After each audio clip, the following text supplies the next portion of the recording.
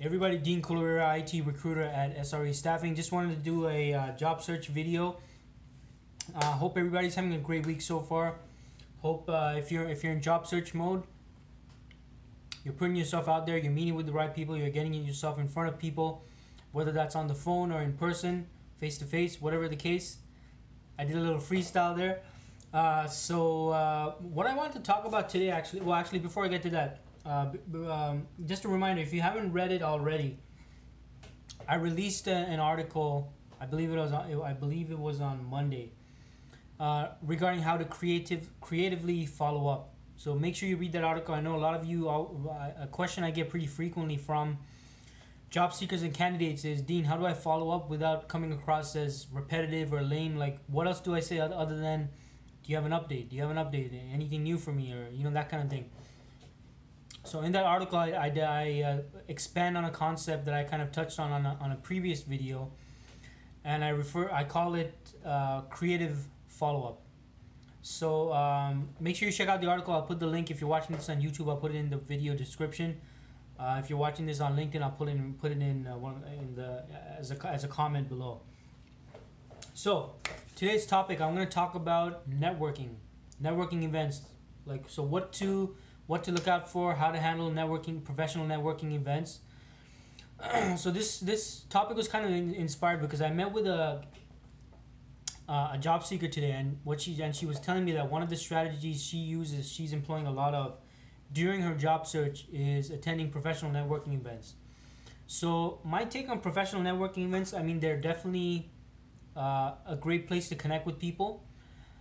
As long as you have the right intention in terms of what you want to accomplish at the networking event, and as long as you identify who you want to meet with, who you want to connect with, and what type of conversations you want to have, and what your end goal is. Like, you have to have a clear end goal. Like, why are you at the event? What are you trying to accomplish? Is it a job you're looking for? Are you looking for connections? Are you looking for referrals for something at a particular company? So depends on what you want, right? So the first thing to remember with networking events is know what you're trying to accomplish, and know exactly why you're going for this event. Are you going there just to listen to the speakers talk, and then connect with some like-minded people so you can talk about a specific trend, or industry trend, or technology, or tool, or whatever the case? Is that where you're going? Or is it because you're on the market for work, right? You're on the job market, you're looking for the right opportunity, and you want to connect with people that are in the industry, or maybe they're at the company that you're interested in, or maybe you want to connect with recruiters such as myself, who may be at the event. And is that your intention, right? Is your intention something else? I don't know what other intentions are. What your other intentions are. I know some of you go to these professional networking events, you're looking for a date, right? So probably not the best place for that, but hey, you never know. And I'm not gonna hate on you if something does turn out like that. So basically, my point is, when you go in for the event, number one, have an end goal in mind. Like, have your intention clearly defined in your, like, mentally, right? Like, you gotta go in knowing why you're attending the event and what you want to accomplish. Knowing that will help you determine who you need to be connecting with, and who you need to be giving priority to in terms of the amount of time spent with all the people that you're meeting with at the event, right? Because it's possible it might be a pretty busy, large crowd.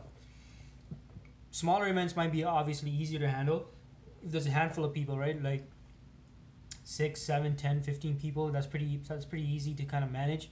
But if you're at one of those big networking events where there's a large number of people, then you have to really exercise your discretion in terms of who you want to spend time with, because when there's so many people, there's so many different possible connections, possible opportunities, and you want to make sure for sure that you're connecting with the right people.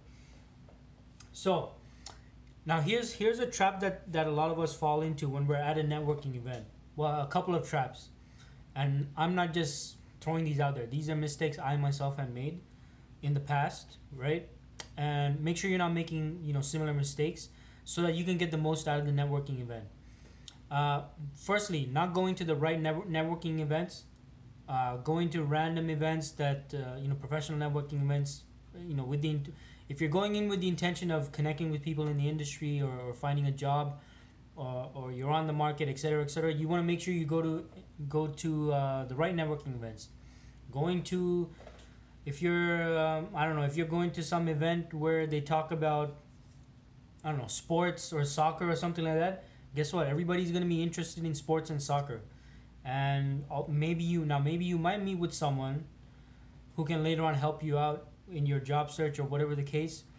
But then you're kind of depending on random chance or luck, unless you know for sure there's a specific person there and you've been stalking them online, and you know they're going to be at this sports event, and you're going to pretend to be interested in talking about sports, and then you exchange your information, and then finally you call them up and you're like, hey, I need help finding a job. And so basically the first thing is make sure you're going for the right events, make sure it's relevant to either your industry or your skill set or specific technologies you work with, or whatever the case, so that at the event, like, people are expecting the conversations to primarily be professional in nature, right? Talking about the specific industry, or the role, or the tool, or the technology, or whatever the case. And when it has that kind of focus, then it's much more easy to transition into a conversation about, hey, look, by the way, I'm on the job market, etc., etc., that kind of thing, right? And it's easy to connect with someone, using that, like a topic that's popular in the industry, just discussing the industry, exchanging, stories about things you've done and experienced in the past. So basically, make sure you're going for the right events, right? That's the important thing. Number two,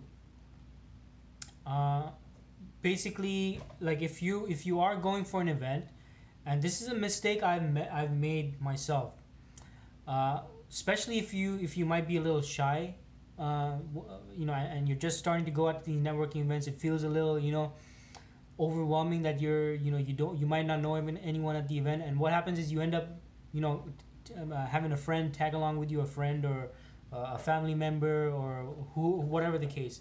And then what happens is you get to the event and you end up glued to this person for the entire event, and you end up just speaking to each other. Maybe you might get into a conversation here and there with the people around you, but that's going to restrict you. So look, the easiest cure for that is, like, you have to take that step and get out your comfort zone. If you are going with a friend, make it like a game. Like, whatever you do, don't stick together. First of all, don't stick to stay glued to your friend. Make it a game. You say, hey, I cover this side of the room, you cover that side. Let's meet in the middle. Let's see who can speak to the most number of people, and be honest. Be honest about the number of people you speak with. Make it a game like that. Maybe that'll help, right? But what I don't want you to do is go with someone you know and end up wasting or spending the whole event speaking to someone you already know, whose stories you've probably heard like 100,000 times. And if they are able to help you, you've probably already asked them for help in your job search, right? So meet people that you don't know, that you haven't met. If you want to go with a friend, like I said, divide the room. I cover this part, you cover that part. Let's meet in the middle. Let's see who's able to speak to the most people, right? Make it a game like that, or something of that sort. Well, hopefully that tip helps. Now, the other mistake is spending too much time with the wrong people. So a lot of times in networking events, and why this happens for the most part is, well, I mean, most of us are taught to be polite to a certain extent, right? So when you end up speaking to someone who obviously is not, after a few minutes of speaking to them, you know that they're not in a position to connect you with anyone that they might know. You know that you yourself can't personally help them with anything. But because there's this level of comfort, because you've been speaking to this person, and they might feel a certain level of confidence speaking to you, you kind of awkwardly stand together there, right, at the event, talking to each other, maybe trying to force the conversation, if you know what I mean. And you end up either not meeting enough of the other people that are at the event, or you spend too much time with this person, or this person just keeps going on and on and on, and you're not able to go out and meet other people. If they're going on and on and on, by the way, it doesn't mean that they're not a valuable contact. and that there isn't a good, two-way possible relationship there, right? But you have to keep it, you got to keep it to the point where you both know each other, you both exchange information. Now, if there's an interesting topic you want to talk about or something that requires immediate attention, definitely have that conversation. But after you're done, look, you got to move on to you got to work the crowd. You got to move to the other people. Just like how a politician might do, right? So after you get to know, you meet the person, exchange contact information. You say, hey, great, hey, it's been great meeting you. We that was a really interesting discussion about blah blah blah. Let's certainly keep in touch, and let's talk more and exchange contact information and whatnot. Move on to the next person, right? So that's just an example of something you can say. If you've discussed about the fact that you're on the market for work and they offered to help you, or maybe they know someone that they can connect you with, definitely leave the conversation like that, and you say, hey, look, it was great meeting you, really appreciate that information you shared with me.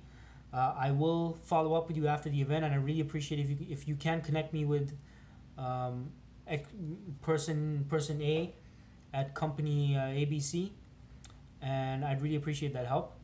But it was nice meeting you. Thanks so much, and let's keep in touch. And then boom, you move on to the next person, but you have to make a note to follow up with that person, or pretty much anyone you met at the event right after, right?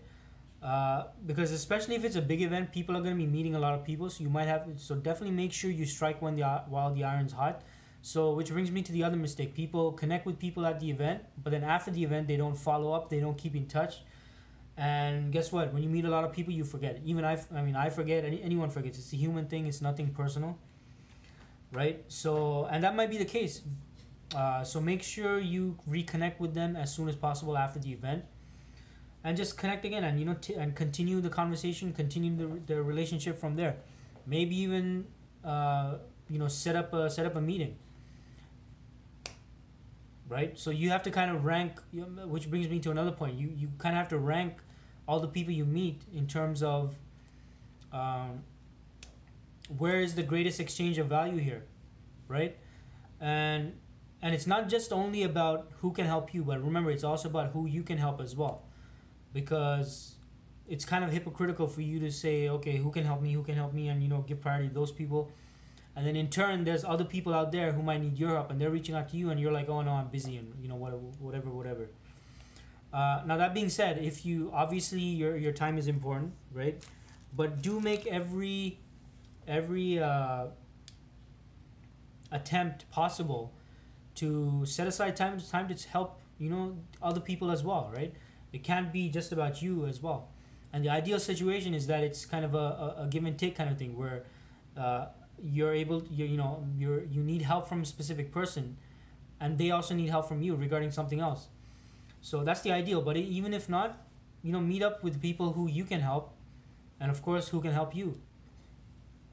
And that's pretty much it. And of course, the standard rule at any professional networking event: be professional and polite with everyone, even if you feel it's not someone that can benefit you personally. Still, you have nothing to lose by being polite and professional. But that being said, keep your end goal in mind. You are there to, whatever the case is in your situation, right? Connect with the right people.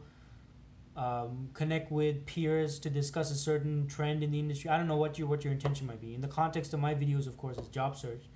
So maybe you're at the event and you want to connect with people who can help you and assist you in your job search. So keep that intention in the back of your mind. And that should be kind of how you prioritize or how you determine how much time you should be spending with each person. Can this person connect me with the right people at the company, etc., etc.?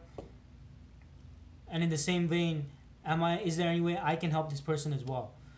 So either way, that's how you need to be prioritizing who you're connecting with and meeting with at the networking event. And some of you might say, hey, Dean, that sounds really selfish, and what's the deal with prioritizing people, etc., etc. Look, I'm just keeping it real, because if I'm going to a networking event, if I'm on the job market, guess what? I'm on the market for work. I need to get a job. I need to find the right job. I need to connect with the right people. Time is a finite thing. It's not something I have in abundance, and it's not an infinite thing that I have. So when I'm at an event and I only have X number of hours to meet X number of people, then I gotta be efficient in what I do. So it's nothing selfish about that. It's just reality. Like, you have to work in a certain amount of time, and you need to meet as many people as possible to increase your chances of connecting with the right people. And by the way, you're not being selfish when some of the people that you met reach out to you asking for help, and you reciprocate and you're able to help.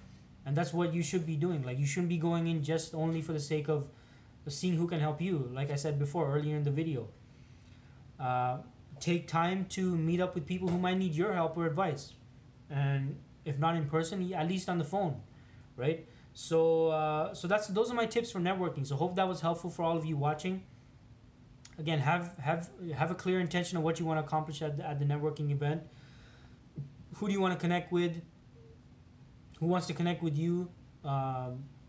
Be professional and polite with everyone, but keep in mind, you're there to meet the right people. So give priority to the right people, and just keep connecting with as many people as possible at the event, and take the conversation off, like, after the event as well. Make sure you follow up with them, thank them for their time, and you let them know, remind them a bit about the discussion you had, and you really enjoyed the discussion. And then try and set up a meeting if it's someone that you feel can connect you with the right people, or if it's someone that you feel that you can help. So make those connections, and definitely don't depend only on professional networking events either. It should be one tool in your arsenal, right? Like, you got to be using a whole bunch of multiple channels to help you get closer to that end goal of landing the right role, the right job. So that's my video for today. Hope everybody's having a great week. We're reaching the end of the week. So keep pushing through, keep going through. I'm gonna keep putting out these videos, posts, articles, everything possible to help everybody in their job search. Those of you who don't know me, my name is Dean Kulawira. I'm an IT recruiter at SRE Staffing. We're based out of the Yonge and Sheppard area. If you're an IT professional in Toronto, make sure if you happen to be in the Sheppard and Yonge area, whether you're visiting, maybe you live around the area, send me, give me a call, send me an email if you want to meet up. You're more than welcome to meet me at our offices. I'm in the office Monday to Friday, 8:30 a.m. to 5:30 p.m. My direct line at my office is 416-296-1772, extension 2036. Any particular topics you want me to cover, any way I can personally help you, don't hesitate in letting me know.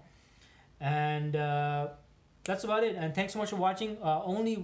In terms of hot roles I'm working on right now, definitely a hot role is still have a client looking for several Salesforce developers, all different levels. Must have hands-on Salesforce development experience. If it's a junior person, must have at least 2 years experience. 1 year might be pushing it, but definitely 2 years and up. Salesforce development, and it's a full-time permanent role. Downtown Toronto, e-commerce company, great client we made placements with before. So again, let me know if there's any way I can help you with anything at all. Thanks so much for watching. Make sure you like, share, and comment, and I'll see you again soon. Thanks so much. Bye.